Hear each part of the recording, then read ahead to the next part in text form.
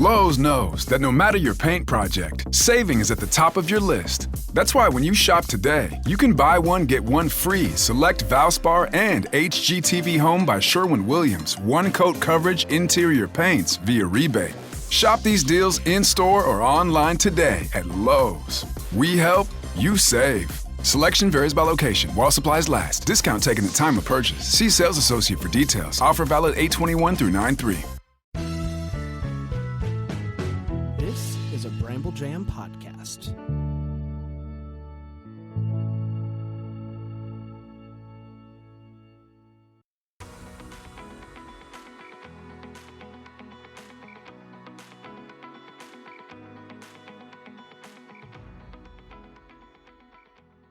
Welcome to Girls Gone Hallmark, a Hallmark review podcast. I'm Megan, and I'm a longtime Hallmark fan. Today we are discussing The Chicken Sisters, Season 2, Episode 2, Mama Tried, y'all. And I'm so lucky to be joined by Dara Alston, host of the Dear Hallmark podcast. Thank you for joining me. Thank you for having me. I'm so excited to be here. It looks good. The food is good. The vibes are good here. Thank you for inviting me. I love it. This has been such a fun project. I mean, we're only 2 episodes in, but it's been fun to get to collaborate with other podcasters for this season of The Chicken Sisters. You recently celebrated 5 years of Dear Hallmark. I did. We're actually coming up on 5 years of Girls Gone Hallmark. Congratulations. Yeah, you too. I know you have an Ask Me Anything episode coming up. Mm-hmm. I don't want to steal from that, but I want to ask a real quick question. Like, what in the 5 years have become your favorite types of movies to review? Oh, that's a really good question. Sometimes, so I have 2 answers to that. I would say sometimes I enjoy reviewing the bad ones because then I can have fun with it. It's fun sometimes. Yes. But also I really enjoy, like, if I'm really, really passionate about a movie, you're going to get a one quick, like, 10-minute YouTube take, and I'm just going to pour my heart out. Like, I like those where I can just pour my heart out because of how much I love a movie. And normally those movies are like cooking movies and our destination movies and our literary movies, anything to do with a book, writing, or publishing. Those are kind of my jam and my jelly. Mm-hmm. Now, you're such a fun interviewer. Do you like interviews as much as reviews? Do you like them more? So that's an interesting question as well, because last year I felt like I was more interview heavy. And so this year I kind of pulled back. And I find that I genuinely enjoy reviewing more. But I do like adding the conversations with different people, whether actor, director, producer, what have you. But I think because this is how Dear Hallmark started in the first place, my first love is reviewing the movies and talking with people about the movies. Before we get into the details of this episode, I want to hear where you are with The Chicken Sisters itself. Our hosts are coming at it from all different angles. So I'm curious. I kind of know the answer to this, but for our listeners, did you watch season 1? Any thoughts on that season? If you did, how are you feeling about a second season? Yeah. So y'all, where my heart was, I watched the first 3 episodes of the first season as it was airing last year, and I tapped out after episode 3. I was just like, this might not be for me, but it could be for somebody. And so with that, I was shocked that it had a second season, because at least from the comments I've been able to grab from the Facebook streets and the Instagram streets, I didn't think anyone was really watching it or liked it either. So I was shocked when they announced that there would be a second season and it would still come out this year. I was shocked about that. But I don't want to spoil my thoughts on the episode, but yeah, this episode was different for me. I'll just leave it there. Did you watch episode 1? I didn't. So I came in completely blind. I just saw the recap at the beginning of the episode. I was like, okay. Nice. Well, this is going to be so fun. So, a quick synopsis of this episode. Amanda, Nancy, and Gus try to mend fences following their ultimate kitchen clash episodes airing, and May enlists Sabrina's help with her wedding planning. We always run down news and notes of these episodes at the top. We're not going to run down everybody, but for this episode, Carrie Carney was the head writer. She was an actress and only has Chicken Sisters is her only writing credit other than a short. She was a staff writer on all 8 episodes of the first season, but is credited as head writer of this episode. I think we're leaning into comedy writers here is my feeling. I can feel that. I can feel that. I definitely felt that with this episode. One thing I noticed, I was listening to a podcast last week, and one of the guests, they were like, he's a writer on the Chicken Sisters. And then, of course, as I'm watching this, I see his name in the credits. It's Mano Agapian. He has a podcast of his own. He hosts a RuPaul's Drag Race recap podcast, which I have not listened to, but he was so funny on this other podcast that now I'm like, I've never seen an episode of RuPaul's Drag Race and want to listen to his podcast. So just a hint of where we're coming from with these writers. Yeah. And Leah Thompson is back as director. She directed episode 1. She directed episode 2. We don't get a lot of information ahead of time, so I don't know how many future episodes she's going to direct, but whoa. Yeah. That's really cool. Is this her first time directing within the series? Within this series, yes. Yeah? She has quite a few other television directing credits. It's definitely not her first. Sure, but yeah. She did not direct last season. Okay. Wow, that's cool. Leah Thompson is getting it between this and Spencer Sisters. Like, she's owning it. I love it. Could we get a second season of Spencer Sisters? That's all I want for Christmas. Yeah. Really. And we have one new cast member, David James Elliott. He plays Clayton Briggs III, former high school quarterback, and of course, May's daddy. Sorry. He has a deep resume. He's obviously most well known for his appearance on 227 episodes of Jag over 10 seasons. Dara, is that a show you ever watch? Yeah, I actually grew up watching Jag. My dad would always have it on. So, yes. Interesting. Yes, indeed. I've never seen an episode, but he has a ton of credits, but that's what everybody references. In the last episode, one of my wishes was for our girl Gus to get a little love interest, and seeing him walking at the end, we'll talk about it a little bit more. But happy to have him joining the cast. Me too. We're going to take a quick break, and we're going to come right back with our first impressions.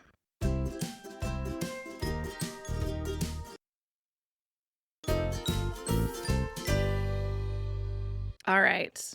Dara, let's hear your first impression of Mama Tried, y'all.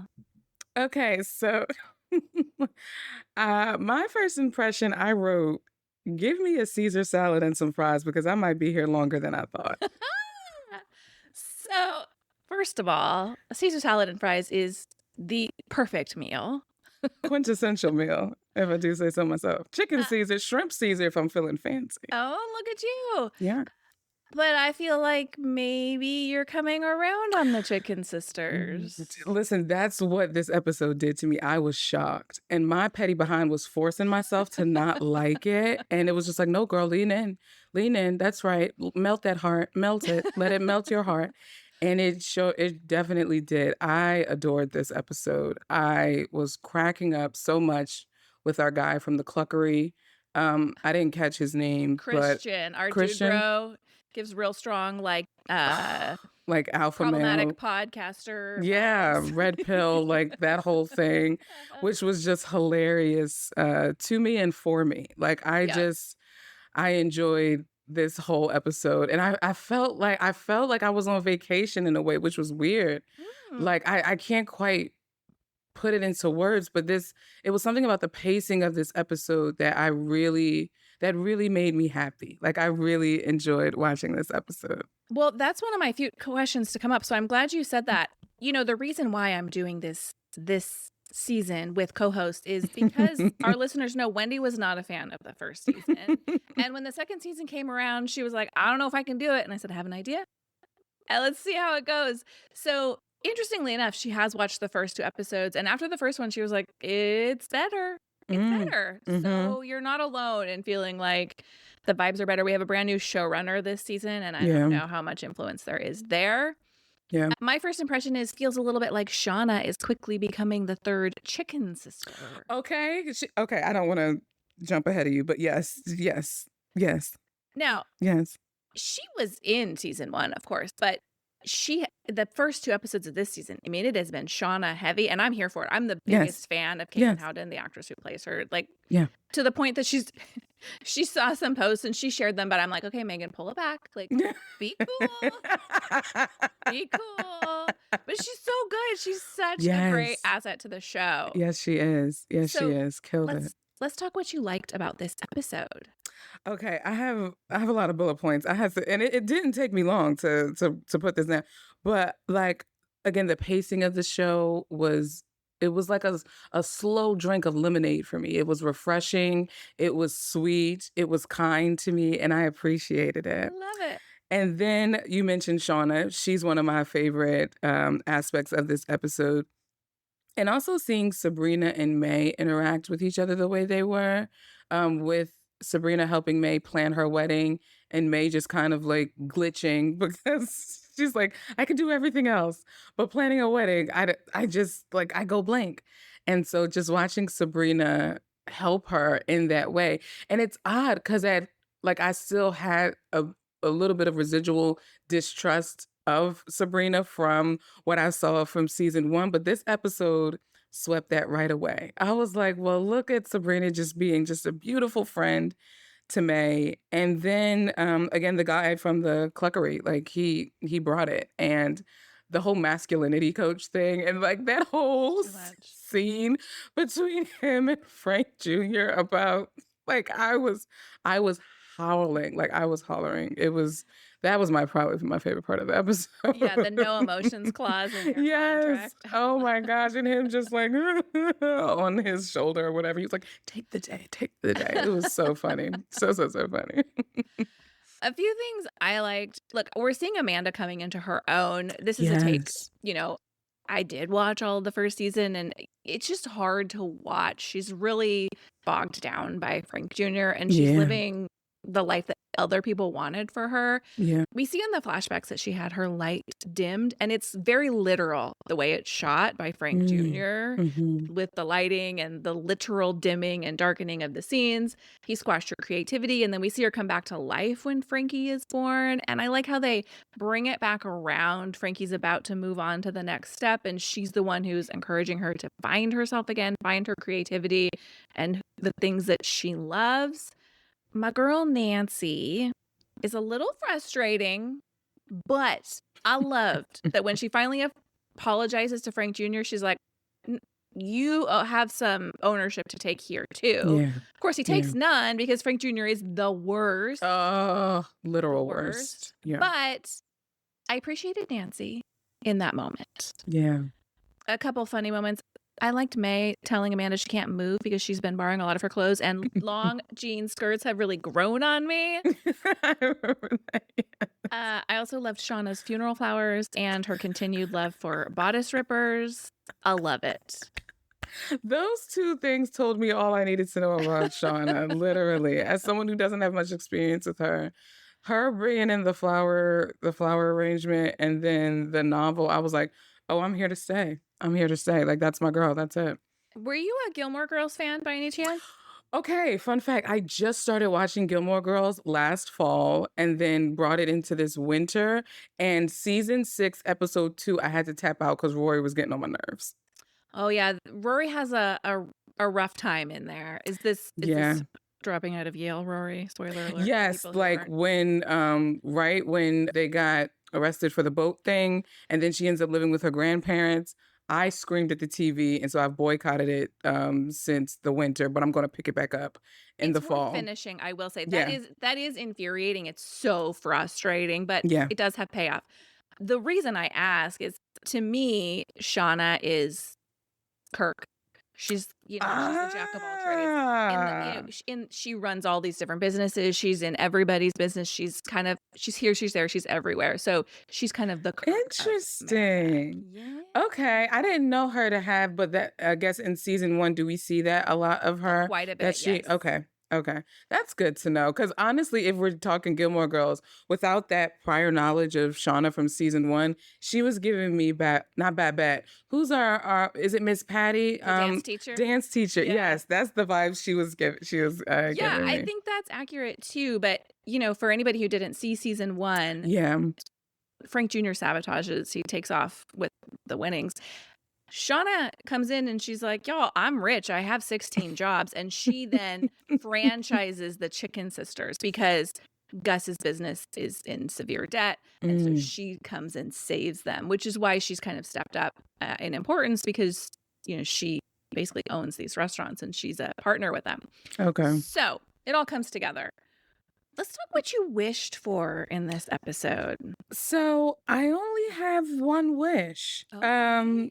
My only wish was, and this is kind of across the board with different shows and movies, but the way the daughter Frankie talked to Amanda, that just hurt me. And I know she was hurt and embarrassed too, but I just wish that we were able to talk to our mom in a more delicate way than what we did. That was my only wish. Interesting. That's Yeah. interesting. Um, okay, one of my wishes is a question to you Oh, because with such an ensemble cast like we yeah. have in this show, hmm how are you feeling about the little snippets we're getting? Because in this episode, we've got a big focus on Amanda. hmm Little shots of Nancy with the pastor, a little bit of Lindsay and Frankie. Does it feel cohesive enough, or are we getting too little of those other storylines in this episode? Honestly, I'm okay with what we're getting because I see it as that's something that they'll probably expound on in later episodes. So it didn't bother me. Like it didn't I didn't sense a lack of cohesiveness for me with this episode. But is that kind of how you felt No, with this? it wasn't because so the first episode was very fast paced and the way they were Mm. catching us up and bringing all the characters up to date with everybody. And Mm-hmm. I love that. Going back to Gilmore Girls, like I love that fast pace, like give me the Yeah. dialogue, move it along. I like that. And I was Mm-hmm. worried because last year I felt like the pilot episode was like that. And then it slowed way down and we dug into these storylines. Mm-hmm. I felt like this episode kept up that pace. Okay. I was just wondering, as someone who's maybe not as entrenched in the world of Marinac, is it Mm-hmm. not enough? But yeah, we are going to get more of Lindsay and Frankie. Yeah. Question, are you feeling any romantic vibes there? Okay, so I was getting that in the first season. I thought that they were setting that up in the first season. So, but who's is his name Dudley? So Yeah. who's he? Like who's he supposed to be? He's Frankie's dud of a boyfriend. Oh, He shows up in the first episode and Lindsay's like, "Who are you?" He's like, "I'm Frankie's boyfriend." And just the look on her face. And then in this episode, when he shows up at the movies and Frankie leaves with him, and then, Lindsay goes home and she's like, "I want to go home." that makes sense now because I'm like, what? I'm like, is she just sick of the town? But as you're talking, that's why I'm like, okay, that's why she just like kind of crashed out a little bit because Yeah. she has this kind of longing for Frankie. Yeah, I thought about Yeah. that. Mm-hmm. Yeah. I'm hoping we see that come to fruition this season. Um, I'm curious your take on Gus. So last episode, Mm-hmm. I felt like we started to see a little bit of a softer side of Gus. Yes. My co-host, Brian Harold, said he didn't love that. He felt like that wasn't Oh. true to who she was. And it was Oh. setting us up for not really, for her character to not make sense later in the season. Interesting. I stand by it. We see a lot of peaks of her softer side in this episode. Yeah. She even gets teary-eyed when people are making fun of her. She's Yeah. supportive of Amanda in a way you never would have seen in season That's 1. true. She Yeah. goes along with Shauna's plan. What do you think about Gus as we see her now? I enjoyed Gus in this episode because it felt like she was doing at least going along. I'm thinking specifically about doing that bit at the end with Shauna with the Caesar Yeah. salad thing. I felt like she was doing it begrudgingly. Like even when she said, "Hi, I'm Gus and I'm a chicken sister," like I felt like she was doing it begrudgingly, but because she is listening to Shauna and respecting Shauna's, opinion, she obliges. But I enjoyed Gus. I really do. And I think Wendy Malick, I love her. And I think she does such a good job of kind of that balance of like having that hard exterior, but still being able to show a softer side of Charmin. And so I'm enjoying the push pull. I think I wrote in my notes, I was like, it's spring in Narnia again. Because because of just how how warm, for lack of a Yeah. better word, I felt like Gus was in this episode, and I liked it. Do you watch the show Shrinking?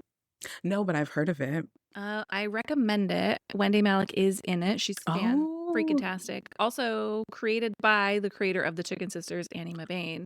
Oh, wow. But it is the best thing on television right now. I mean, season 3 is coming up, so we're not actively in a season, but it is one of the best shows I've ever seen. Which So streamer is it on? it's on Apple TV Plus, which is frustrating Um, because I feel like it's not one that a lot of people have. that's true. I am one of those But people that yes, but is worth like a 1 month because it's only 10 episodes in a season, so you can kind of get through it real quick. Okay. It's great. I think it's great. I have one more, and it's that while I think it's a great storyline for Sabrina to help May plan the wedding, it's how we give Sabrina something to do while she's back in town. Mhm. I don't fully buy that May is this checked out of the process, even with the explanation that she is used to not seeing marriages last. Mhm, I mhm. just feel like May, who she was as a person, is not lining up with this, like, Mhm. I can't plan my own wedding. It's 3 weeks away and I don't have a dress. I mean, uh, That's fair. No, but that's fair. at Mhm. least it got us Sabrina back, which was one of our biggest wishes at the end of last season because we Okay. grew to love her. Rukia Bernard is one of my favorites. This is Yes. one of her best roles. She's Yeah. so good. And Yes. so I'm glad it brought her back, but we'll see. We'll see.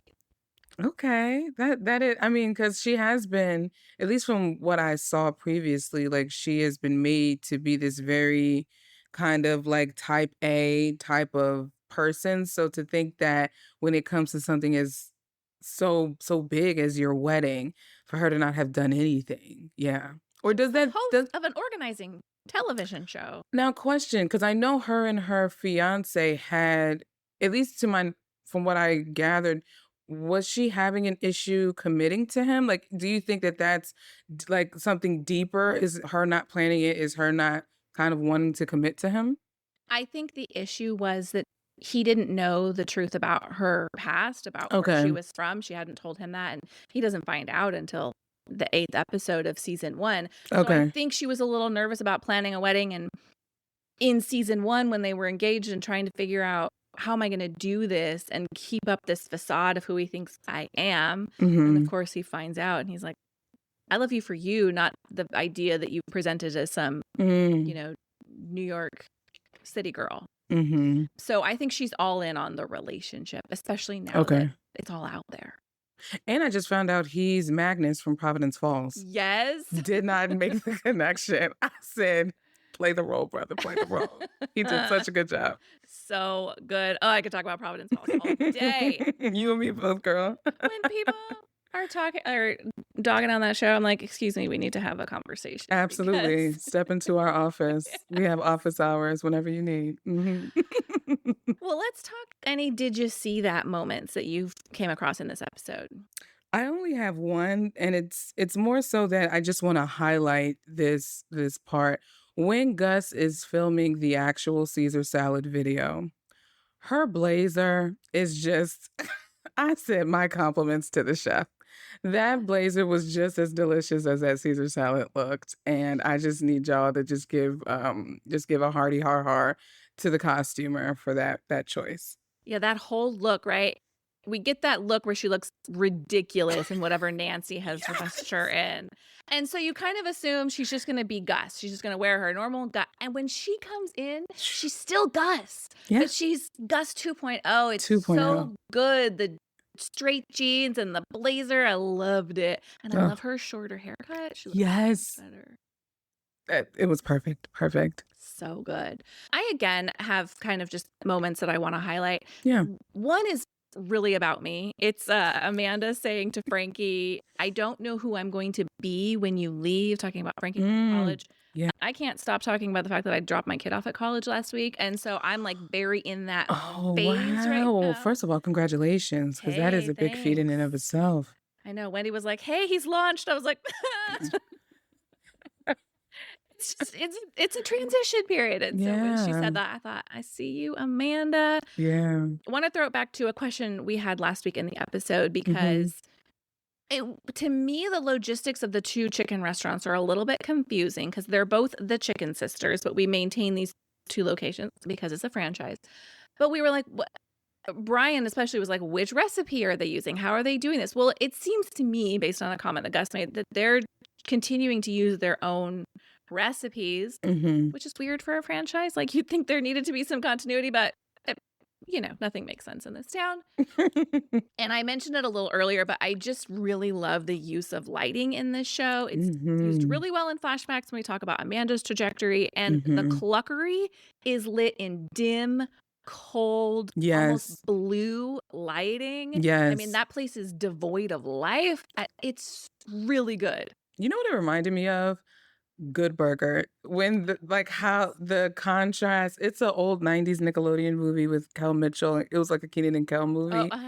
And they had a competing burger restaurant called like Mondo Burger or something like that. Oh. And just the contrast between like the warmth of that restaurant and then the starkness of that. And I think theirs was like overexposed so much that it felt unreal. This reminded me of that, like what you were saying in terms of how they purposefully shot it. It feels abandoned, neglected, I thought the way they lit that, you could feel that it felt like you were inside of a refrigerator and not a restaurant. Yes, for sure. So we have a segment we're including in these episodes because most of our hosts are not chicken sister loyalists, as I think that pertains to you. So this segment is called Fresh Eyes, and this is just for those who are new. What questions, thoughts do you have? What's not making sense? What was because it seemed like Gus and Nancy are on good terms now. What brought them back to good terms? Well, that's actually a great question because I think we're seeing it again. So in season 1, we know that there was some rift between Franny's and Mimi's back in the day that led to the split of these two restaurants. Originally, it was the Chicken Sisters. They split into 2 restaurants. Well, come to find out, nothing ever happened except that the men in their lives perpetuated these rumors to make them hate each other, to exert power over each other. So, like, at one point, it was believed that Gus had had an affair with Frank Sr., and that never happened. But Frank Sr. allowed Nancy to believe it because it gave him power over her. I think it comes back because in the first episode, I was like, what's Frank Jr.'s play here? Why isn't he signing the divorce papers? And it's because that's the only card he holds. It's the only power he has. So the men in the series are all about trash. exerting. Yes. And all about exerting power over the women in their lives. Except for Sergio. I'm very, very curious, like how they're going to play with his character throughout this season. He's the biggest wild card to me in all of this. Yeah, that's real interesting. He was very funny. He only had a couple scenes in this episode, but was very funny and thrown off the entire time. Yeah. And that text he gets from that that's his ex, that do not answer number. We learned about her in season 1. We don't know what's going on with her, but that's who's calling him. Have we seen her? Like, do we know what she looks like? We have not. Oh, it's like Maris from Frasier. Like, she's just kind of this like person. Okay, that's interesting. Okay. Well, it's time to name our feathered friend of the week. Who is the MVP of the episode for you? Oh, Shauna, hands down. Hands to feet. Like, it's Shauna. She, again, the bodice rippers, the flower arrangement. She goes in and commits corporate espionage, which I love. Like, her whole, she is it for me. And she will always and forever be my queen for this. Shauna was my feathered friend, and I even put in my notes, I'm tempted to go with Shauna because she is here, there, and everywhere, but I did choose a different person. I went with Frankie, and I think you're going to disagree because I actually was, for lack of a better word, proud of her when she expressed to her mom why she was so hurt, when she was able to explain, what was going on. Yeah. And I do think those were hurtful words and hard to hear, but yeah. She's a teenager and going through big feelings, and I wondered, like, are the teenagers entitled to know what's going on as a marriage is splitting up? Like, where's the line there? Because I'm not sure you'd loop them in until a decision has been made. Right. But I did appreciate her expressing herself and then showing her mom a little grace. Yeah, I do think, even though maybe the delivery was a bit much for me, I do think like the nature of her words, that was a big step in and of itself of being that vulnerable and that honest. And then for her mom to kind of meet her where she was. And I thought Amanda's response too, she was like, well, what, like, what can I do? Like Mm-hmm. I caused this. But I love that she even came into the room. It was just like, I'm just gonna sit here. I'm just gonna sit here because I just want to be with you. Like that was a heartwarming moment for me. Yeah, I really liked that too. You don't have to say anything, but I just want to be in your presence. Yeah. Yeah. Well, thank you so much for joining us. This was so fun. I'm loving having all these different perspectives on the Chicken Sisters. Can you tell people where they can find you outside of this episode? Absolutely. So you don't have to look near or far. I am on Instagram at Dear Hallmark. That's DEAR Hallmark. And then you can find me also on YouTube at that name. And also wherever your ear takes in podcasts, whether it's Google, Spotify, Apple. It'll be Dear Hallmark. Well, we will link all of those in the show notes for this episode. And thank you for listening to this episode of Girls Gone Hallmark, a Bramble Jam podcast. If you love this podcast, we love your 5-star ratings and reviews. You can leave them in the podcast app of your choice. And we'll be back next time with more Hallmark reviews. Goodbye. Bye.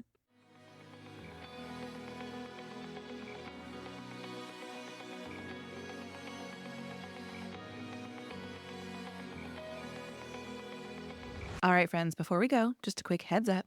You're about to hear some ads. These little gems help us keep the show running and the Hallmark love flowing. So do with that info what you will. Grab a snack, hit the skip button, or maybe, just maybe, listen in and discover your new favorite product. Bye.